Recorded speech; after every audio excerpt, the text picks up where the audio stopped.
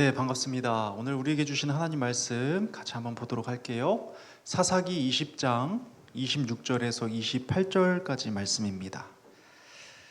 한 절 제가 읽고 여러분이 한 절 읽고 그리고 마지막 절 같이 읽으면 될 것 같아요. 제가 먼저 읽도록 하겠습니다. 이에 온 이스라엘 자손 모든 백성이 올라가 베델에 이르러 울며 거기서 여호와 앞에 앉아서 그 날이 저물도록 금식하고 번제와 화목제를 여호와 앞에 드리고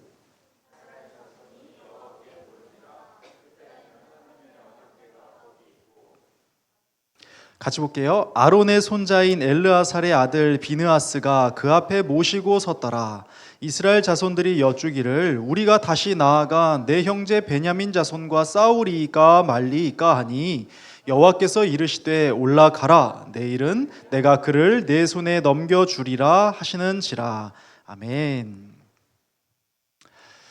자, 현재 우리가요, 이 법적으로나 또 혹은 문화적으로나 아니면 윤리적으로 옳다라고 생각하는 일들이 있습니다. 그렇죠? 자, 예를 들자면 뭐가 있을까요? 여러분 잘 아시는 것처럼 지금 초, 중, 고등학교에서는 체벌이 법적으로 금지되어 있습니다. 자, 그럼 언제부터일까요? 찾아봤더니 2011년 3월부터였습니다. 이날 직접 체벌 금지법을 시작으로 하면서 학생 인권 보호를 명목으로 이제 법적 제재가 강화되기 시작했어요. 그래서 여러 절차와 이제 시간들을 생각해 보면 불과 10여 년 정도 된 것 같더라고요. 자, 그러면 그 이전에는 어땠을까요?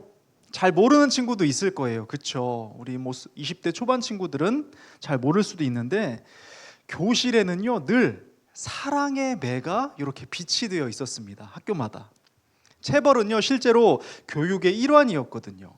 저 또한 맞았을까요? 안 맞았을까요? 많이 맞았을 것 같다고요? 네, 저도 정말 엉덩이 속칭 그 엉덩이 빠따를 맞은 기억이 있습니다. 자, 그런데 이렇게 시간이 지나면서 어때요? 이 체벌 수위에 대한 지속적인 논란이 있어 왔고요. 또 교사들의 직권 남용 등이 불거지면서 이제 교내 체벌은 더 이상 옳은 일이 아니게 되었어요. 자, 그래서 이후로는요, 체벌 금지가 옳은 일이 되었습니다. 자, 어때요? 옳음의 기준이 바뀐 거예요. 그것도 정반대의 기준으로 말이죠. 여러분 놀랍지 않아요? 그래서 법까지 바뀌면서 이제 10여 년이 지난 지금 어떻습니까? 교육 현장의 실태는 이전보다 더 나아졌을까요? 잘 모르겠어요. 긍정적인 답을 하기는 좀 어려울 것 같습니다. 이제는 학생의 인권이 아니라 교사의 인권을 염려하는 일들이 아주 많이 일어나고 있으니까요. 아마도요, 시간이 지나면 이 옳음의 기준이 또 바뀔지도 모르겠습니다. 자, 그럼 문화적인 변화는 어떨까요? 과거에는요, 결혼하고 출산하는 것이 삶의 필수적인 과정으로 여겨졌습니다. 자, 옳고 그른 걸 따질 필요도 없었어요. 가정을 이루는 건 너무나 당연시 되었었거든요. 하지만 시간이 지날수록 결혼 적령기가 서서히 늦어지기 시작했죠. 찾아보니까 2000년대 이전에는요, 남성들이 20대 중반에 결혼을 합니다. 여성들은 20대 초반, 현지 정도 됐을 때 시집 가는 거예요. 네, 그렇습니다.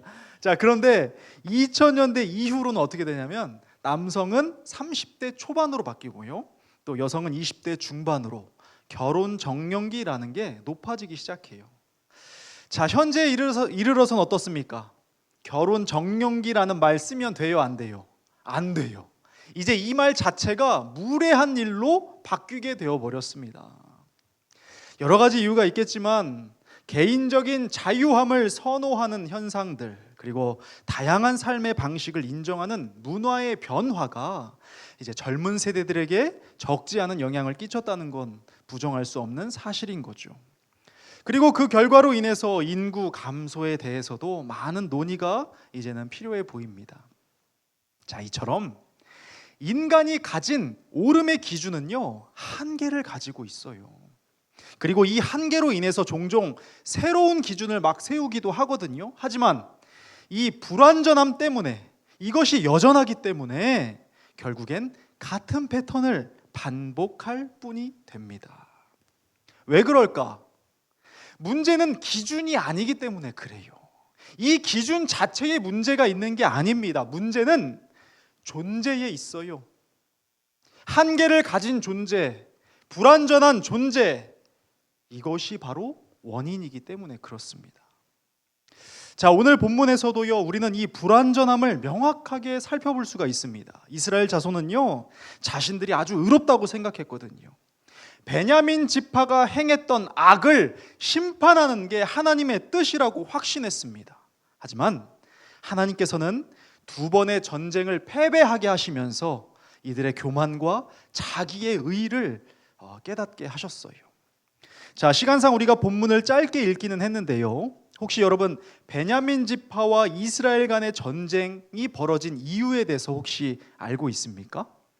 이 이야기는 사사기 19장으로 거슬러 올라가는데요, 먼저 19장 1절을 한번 살펴보도록 할게요. 이스라엘의 왕이 없을 그때에 에브라임 산지 구석에 거류하는 어떤 레위 사람이 유다 베들레헴에서 첩을 맞이하였더니 라고 말씀합니다. 이렇게 19장이 시작이 돼요. 이스라엘의 왕이 없어서 자기의 소견대로 행했던 사사시대라고 합니다. 그런데 이때 한 레위인이 첩을 맞이해요. 자, 잘 아시는 대로 레위 지파는 제사의 직무를 담당했던 아주 특별한 위치의 사람들이었죠. 그런데 그런 그가 첩을 맞이하는 것으로 이야기가 시작됩니다. 시작부터 뭔가 썩 좋지가 못한 것 같아요. 더 황당한 건 2절이에요. 19장 2절인데 제가 설명을 해드릴게요. 이 첩이 행음을 합니다. 바람을 핀 거예요. 그리고 나서 남편을 떠나 도망갑니다. 어디로? 친정으로 도망가요. 아버지 댁으로. 거기서 4달 동안 지내는 것이 2절 말씀이거든요. 자, 그런데 더 황당한 건요, 이 레위인이 행음했던 첩을 다시 데려오려고 장인의 집으로 찾아가서 첩에게 다정하게 말하는 장면들이 나오고요, 장인어른은 이 모습을 보면서 기뻐했다는 말씀이 기록되어 있습니다. 자, 이것을 보면서 이 당시에 옳음의 기준이 뭔지 도무지 모르겠더라고요.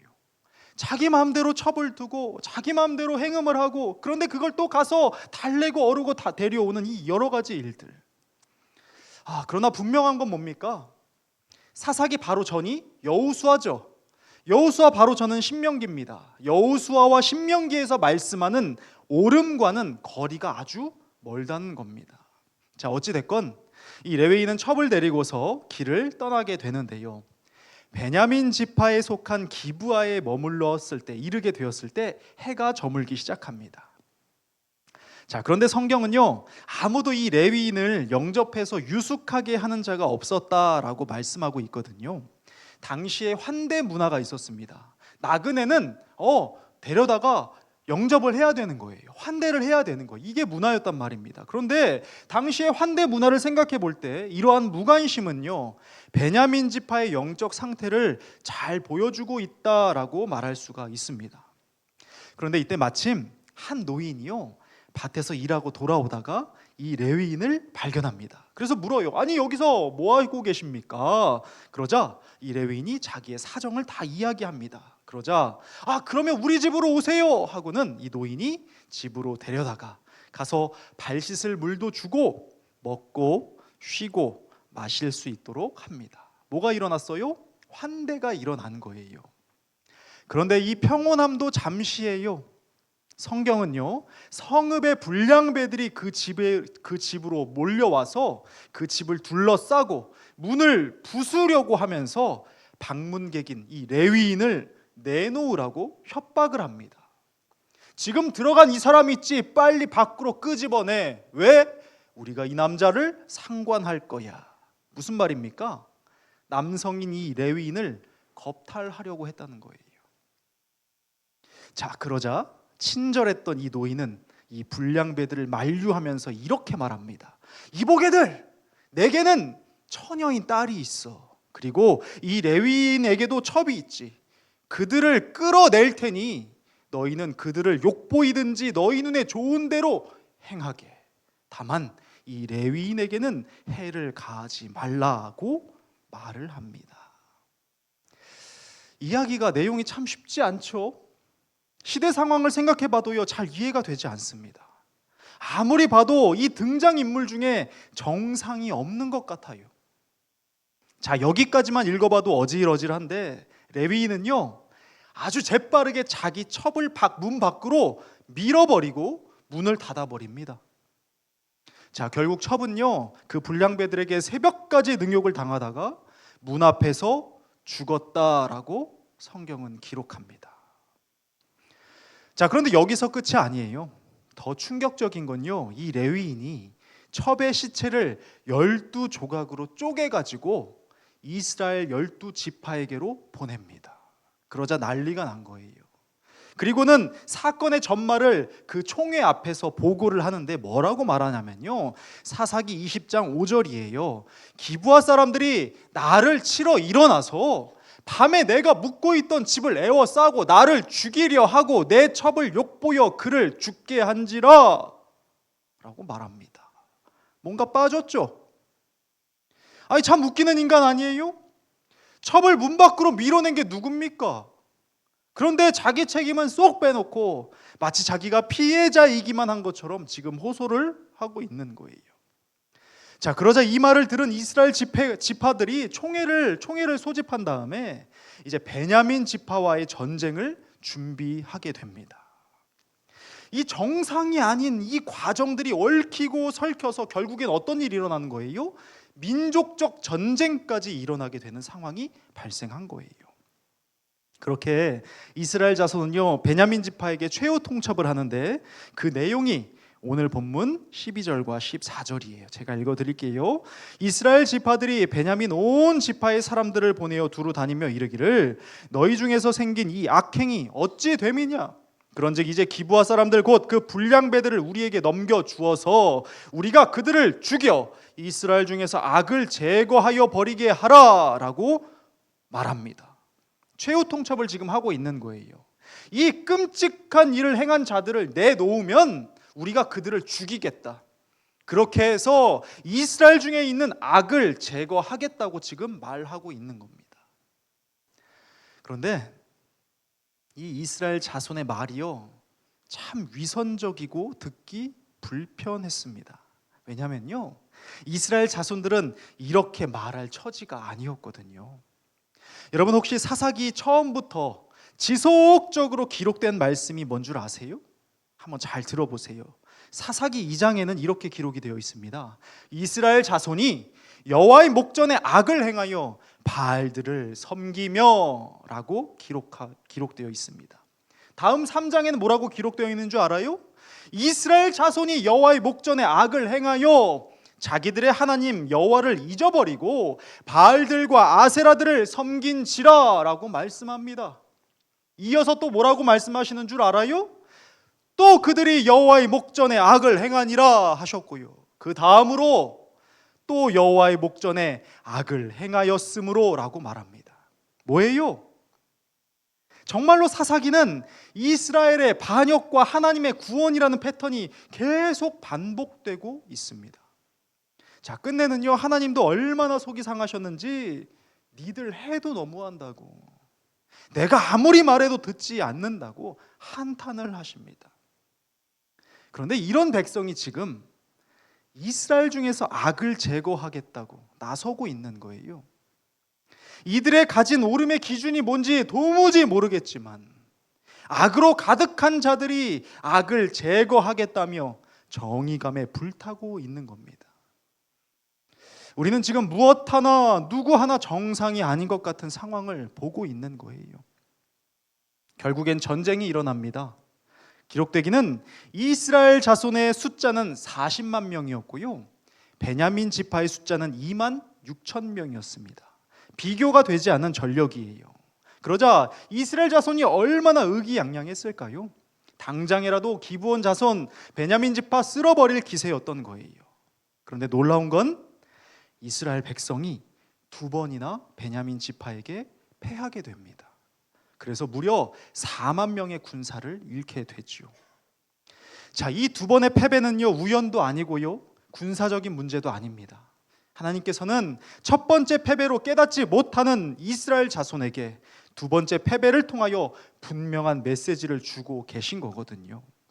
그 이후의 모습이 오늘 우리 함께 읽었던 26절의 말씀입니다. 이에 온 이스라엘 자손 모든 백성이 올라가 베델에 이르러 울며 거기서 여호와 앞에 앉아서 그 날이 저물도록 금식하고 번제와 화목제를 여호와 앞에 드렸다라고 말씀합니다. 자, 이스라엘 자손이 지금 무엇을 하고 있습니까? 이들은요, 두 번의 쓰라린 패배를 경험한 후에야 하나님 앞에서 금식하며 회개와 화목의 제사를 드렸습니다. 이들이 무엇을 깨달았던 걸까요? 제거해 버리겠다던 베냐민 지파의 악함 그 이전에 나에게 있는 더 큰 악을 보게 되었던 거예요. 자기의 의로움에 취해서 당장이라도 베냐민을 멸하려고 악을 없애버리겠다고 소리쳤지만 정작 멸망당해야 할 대상이 바로 나였음을 깨닫게 되었던 겁니다. 여러분, 그거 알아요? 이런 자기의라는 함정은 신앙 공동체에서 흔히 볼 수 있는 장면입니다. 여러분, 쉽게 한번 생각해 볼까요? 자, 예를 들어서 예배 시간에 매번 지각하는 청년이 있다고 한번 가정해 봅시다. 그리고 이 청년을 못마땅하게 바라보는 청년 리더가 있다고 한번 가정해 보자고요. 그러자 이 리더가 이렇게 생각해요.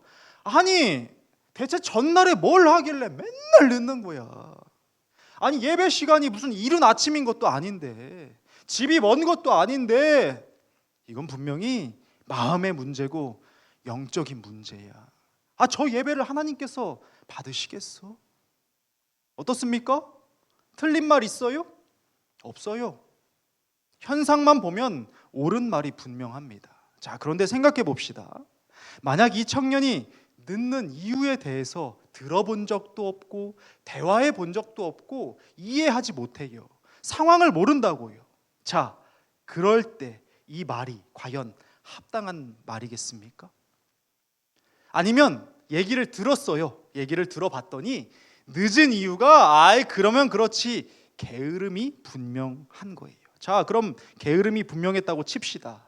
자, 그런데 이 청년이 만약 이것 때문에 괴로운 마음을 가지고 예배로 나오고 있다면, 나의 이 괴로움이, 나의 이 게으름이 괴로워서 예배 가운데로 나오고 있다면, 그래도 이렇게 판단할 수 있을까요? 아니면 게으름도 분명하고 괴로워하지도 않는다고 생각해 봅시다. 그러면 이제 된 거예요? 정죄 당해도 판단해도 마땅한 조건이 갖추어진 걸까요? 야, 너는 괴로워도 안 하고 게으름도 분명하니 정죄받아 마땅하다고 이야기할 수 있을까요? 자, 생각해 봅시다. 이 청년의 게으름이라는 악과 이 청년을 정죄하는 나의 악 중에 무엇이 더 클까요? 저울에 달아본다면 어떻게 될 것 같습니까? 과연 우리가 정정당당하게 판단하거나 정죄할 권한이란 게 있을까요? 칼 융은 이렇게 말합니다. 다른 사람을 판단할 때 우리는 그 사람에 대해서가 아니라 나 자신에 대해 더 많은 것을 드러낸다. 안타까운 건요, 이 의로움이라는 교묘한 함정에 빠지기 쉬운 사람이요, 가장 열심 있는 사람이라는 것입니다. 이 열심이라는 마음과 행위로 인해서 내 눈에서는 티끌을 보고요, 남의 눈에서는 들보를 보는 말씀과 정반대의 현상이 일어난다는 것이죠. 여러분, 분명하게 기억하십시오. 믿음의 눈을 갖고 있는 사람은요, 언제나 자기 자신을 먼저 봅니다. 여러분, 우리는 가늠한 여인의 사건을 잘 알고 있습니다. 바리새인들이 예수님을 시험하기 위해서 가늠한 여인을 끌고 오잖아요. 그리고 이 여인을 예수님 발 앞에 무릎 꿇린 다음에 이 여인 어떻게 처리해야 할지를 묻는 장면이 나옵니다. 돌로 쳐서 죽이는 게 마땅하고 우리 지금 그렇게 할 참인데 예수 선생 당신은 어떻게 생각하냐고 예수님을 시험하는 거예요. 그러자 예수님이 이렇게 말씀하시죠. 그래, 너희들 말이 옳아. 간음죄는 돌에 맞아 죽는 게 맞지. 그러니 너희 중에 죄 없는 자가 먼저 돌로 쳐라. 이후의 일은 우리 너무나 잘 알고 있지요. 율법의 완성이신 주님께서는요, 율법을 정죄의 도구로 삼던 자들에게 율법이란 너 자신을 보게 하는 통로라는 걸 깨닫게 하셨던 겁니다. 여러분 잊지 마세요. 자기 자신을 보는 사람이 많은 공동체는요, 살아납니다. 편안함이 있고 화목하고 쉴만한 동산이 돼요. 그런데 타인을 보는 사람이 많은 공동체, 내가 아니라 타인을 많이 보는 공동체는요, 쉼이 없을 뿐만 아니라 본문의 이스라엘처럼 반드시 깨지고 패배하게 됩니다.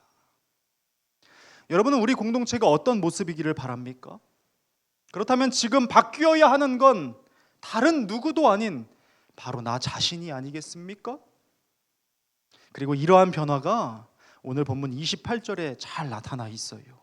이스라엘 자손들이 여쭈기를 우리가 다시 나아가 내 형제 베냐민 자손과 싸우리이까 말리이까 하니라고 합니다. 자, 의로움에 취해서요, 결정권을 자기 손에 쥐고 있었던 이들이 이제는 그 손을 펴고 하나님께 내어드리고 있는 거예요. 이 변화는 사고의 전환인 거죠. 내가 옳다해서 하나님이 옳으시다로, 나의 정의에서 하나님의 정의로, 나의 방법에서 하나님의 방법으로의 전환인 겁니다. 그렇습니다. 악을 제거하는 방식에 있어서까지도 내 방법이 아니라 하나님의 뜻을 구하는 태도, 이것이 바로 믿음의 눈을 가진 자의 모습인 겁니다. 사랑하는 여러분, 의로움의 자리에 올라서지 마십시오. 내 눈에 들보를 발견하십시오. 내 속에 있는 악을 면밀하게 바라보는 삶이 되십시오. 하나님께서는요, 거룩하게 기도하는 바리새인이 아니라 가슴을 치며 죄를 고백한 세리의 기도를 받으셨다는 걸 잊어서는 안 됩니다. 기록되기는 누가복음에 이렇게 말씀합니다. 내가 너희에게 이르노니 이에 저 바리새인이 아니고 이 사람이 의롭다 하심을 받고 그의 집으로 내려갔느니라. 무릇 자기를 높이는 자는 낮아지고 자기를 낮추는 자는 높아지리라 하시니라. 아멘. 말씀을 정리해 봅니다. 우리는 인간이 말하는 옳음이라는 것이요, 얼마나 빈약한 것인지 보게 되었어요. 이 옳음의 기준은 시간이 지남에 따라 변하기도 하고 정반대의 것을 옳다고 말하기도 하며 항상 허점을 가지고 있다는 걸 보았습니다. 그러나 이것은요, 기준 자체의 문제라기보다 뭐가 문제였어요? 기준을 정하는 존재의 문제였죠. 인간이 가진 유한함과 한계로 인해서 발생하는 불완전함이었습니다.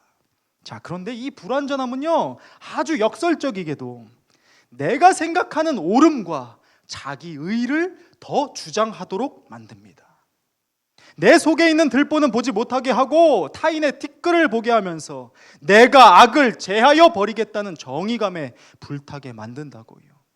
그리고 이러한 모양은 신앙 공동체 안에서 얼마든지 발견할 수 있다고 우리 보았습니다.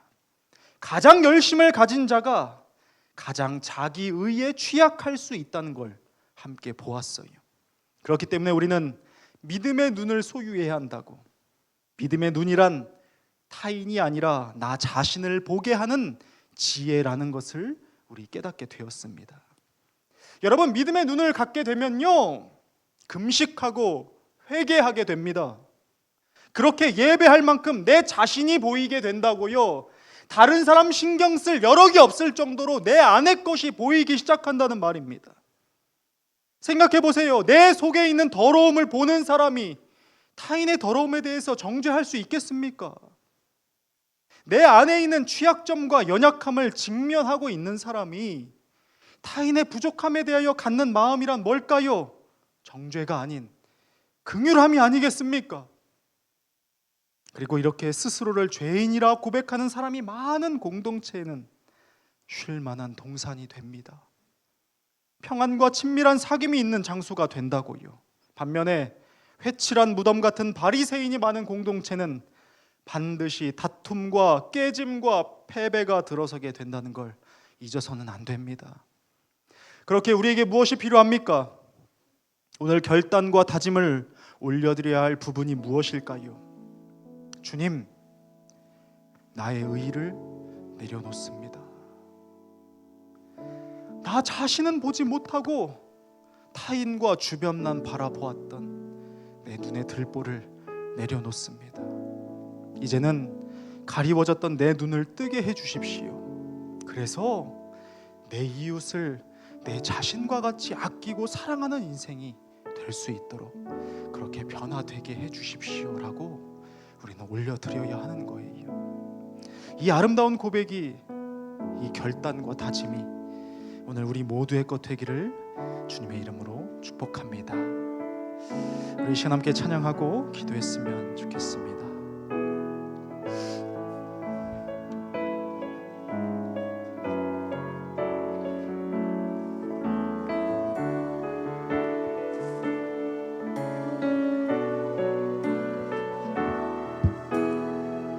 우리 보좌 앞에 모였네. 우리 보좌 앞에 모였네.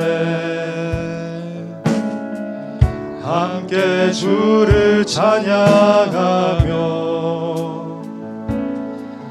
하나님의 사랑 그 아들 주셨네. 그의 피로 우리 구원받았네.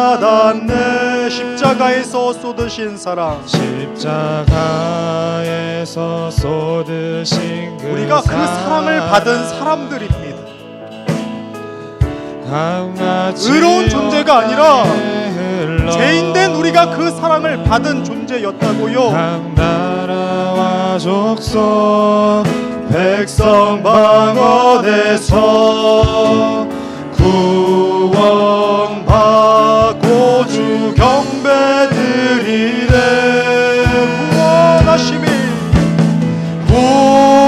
구원하심이 보좌에 앉으신 우리 하나님과 어린 양께 이도다. 구원하심이 보좌에 앉으신 우리 하나님과 어린 양. 우리 한 번 더 고백합시다. 우리 보좌 앞에 모여 주를 예배합니다. 우리 보좌 앞에 모였네. 함께 주를 찬양. 그러하며 우리가 보게 되는 것은 무엇입니까? 바로 내 자신인 거예요. 그리고 나를 살리신 주님의 사랑인 겁니다. 주변과 환경과 상황도 아니고 타인의 모습도 아닌 바로 나의 모습이라고요.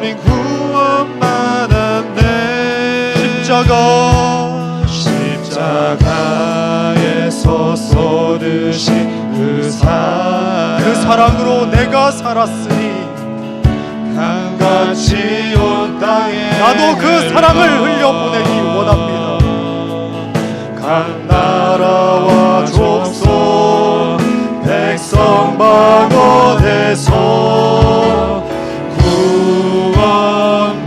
구원받고 주 경배드리네.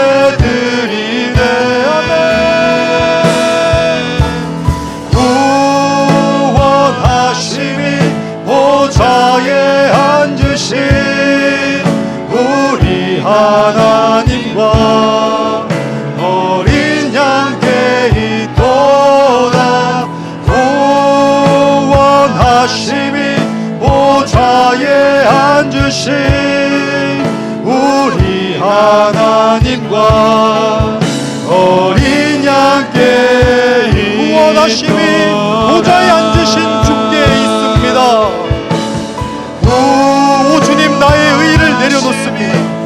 내가 주인의 자리에 앉아서 판단하고 정죄했던 모든 것을 내려놓습니다. 주께서만 나를 다스리소서. 우리 함께 고백합시다. 구원하심이 보좌에 앉으신 우리 하나님과 우리 한 번 더 선포합시다.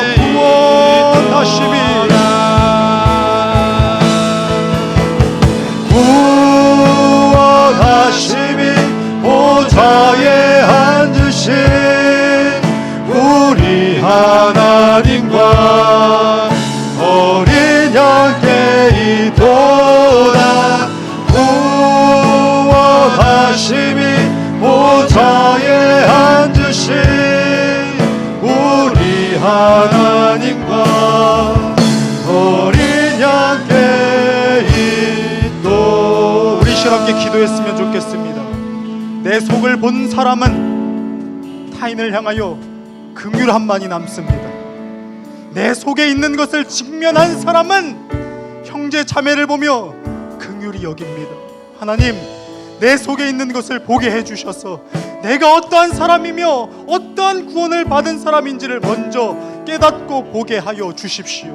내 속에 있는 것을 정확하고 분명하게 보게 되기를 원한다고 우리 먼저 함께 기도했으면 좋겠습니다. 기도합시다.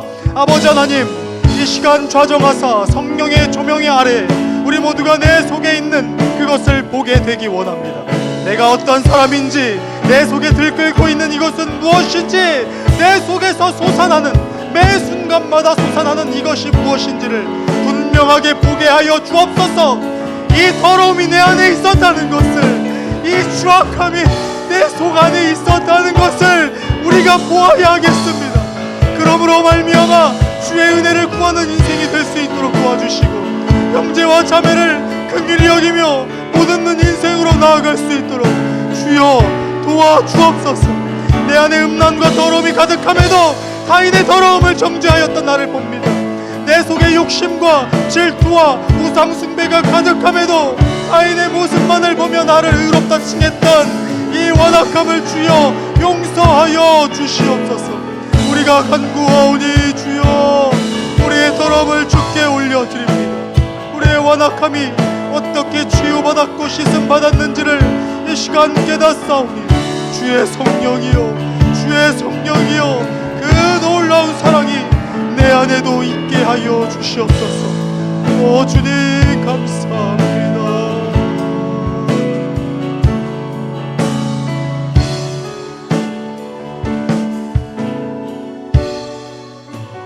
우리 한 번 더 기도했으면 좋겠습니다. 그러므로 주님, 주의 발 앞에 모든 것을 내려놓습니다. 주의 발 앞에 모든 것을 내려놓고 내가 오직 주의 영으로만 채움받기를 원한다고, 그리고 그 영으로 말미암아 함께 모이게 하신 우리 공동체 안에서 화평과 사랑을 이루어 갈 수 있도록 내가 그러한 통로 도구가 될 수 있도록 도와주시길 우리 마음 다해서 한 번 더 기도했으면 좋겠습니다. 기도합시다. 하나님, 이제 우리의 모든 의로움과 내 생각과 내 경험과 내 지식을 주의 발 앞에 내어놓나이다. 나는 아버지 모든 것을 주의 발 앞에 내어놓고 주의 영으로 채움받기를 간절히 원하오니 주의 성령으로 기름 부어 주시옵소서. 이 시간 머리 숙여 기도하는 주의 젊음 가운데 주의 성령으로 다스리시기를 원합니다. 이들이 온전히 주의 영으로 가득가득 채워져 이들의 눈빛과 이들의 언어와 이들의 태도와 이들의 비전과 이들이 품은 모든 것이 주의 마음에 합한 것이 될 수 있도록 도와주시고, 이들을 통하여 주께서 사랑하시는 공동체가 아름답게 성장하며 빚어지는 데까지 자라날 수 있도록 주여 인도하여 주옵소서. 우리 공동체 안에 이 사랑이 물들기를 원합니다. 내가 받은 사랑 나도 흘려보내리라. 내가 받은 구원의 역사 내가 전하리라. 내게 받은 그 아름다운 것들을 나 또한 흘려보내는 축복의 통로가 되리라 선포하는 우리 귀한 젊음들이 되기를 간절히 원합니다. 주여 통치하소서. 주여 통치하여 주옵소서.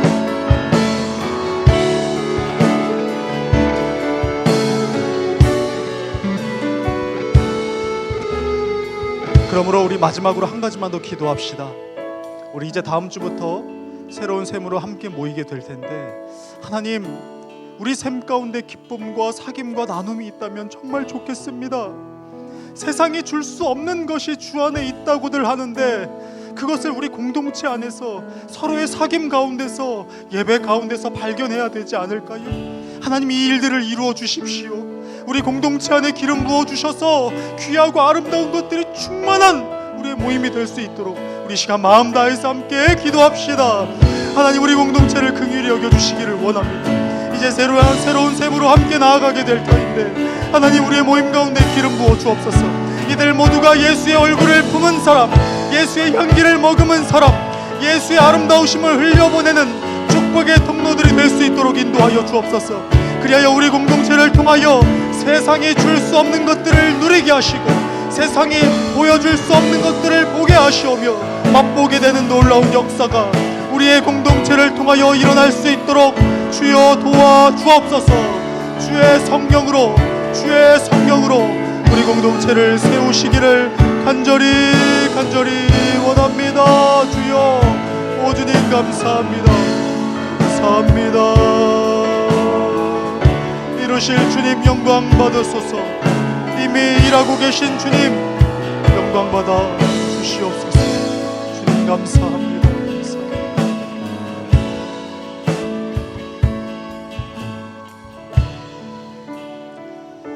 하나님 아버지, 감사합니다. 오늘도 내 자신을 바라보는 지혜로운 눈을 주셔서 감사합니다. 내 자신을 돌아보며 내가 받은 그 놀라운 은혜와 사랑에 감격하여 형제 자매를 돌보고 그들을 긍휼히 여기는 데까지 우리 모두가 성장할 수 있도록 도와주십시오. 그 공동체 안에 회복이 있습니다. 그 공동체 안에 세상이 줄 수 없는 것들이 있습니다. 그렇게 우리 아름다운 공동체를 세워가는 모두가 될 수 있도록 주여 통치하여 주시옵소서. 감사드리며 예수 그리스도의 이름으로 기도드립니다. 아멘. 우리 하나님께 영광의 박수 올려드립시다. 일하실 주님을 찬양합니다. 아멘. 그렇습니다. 주 안에서 다시금 우리는 회복되어 나아갑니다. 우리 선포합시다. 믿음으로 선포합시다.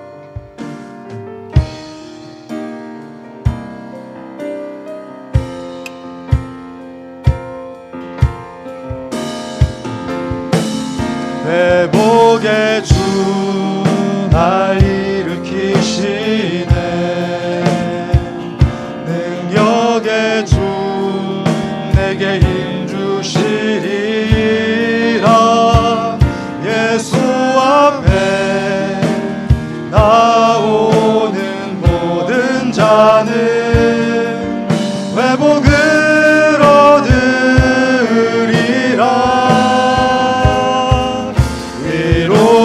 주 붙들어 주시네. 아멘. 그렇습니다. 위로의 주 내게 힘 비추시리라. 예수 안에 거하는 모든 자는 회복을 명하노라. 회복을 거르리라. 회복의 주 날 일으키시네. 능력의 주 내게 힘 주시리라. 예수 앞에 나오는 모든 자는 회복을 얻으리라. 회복의 주 위로의 주 붙들어 주시네. 치료의 주 내게 빛 비추시리라. 예수 안에 거하는 모든 자는 일어나 걸으리라. 회복의 주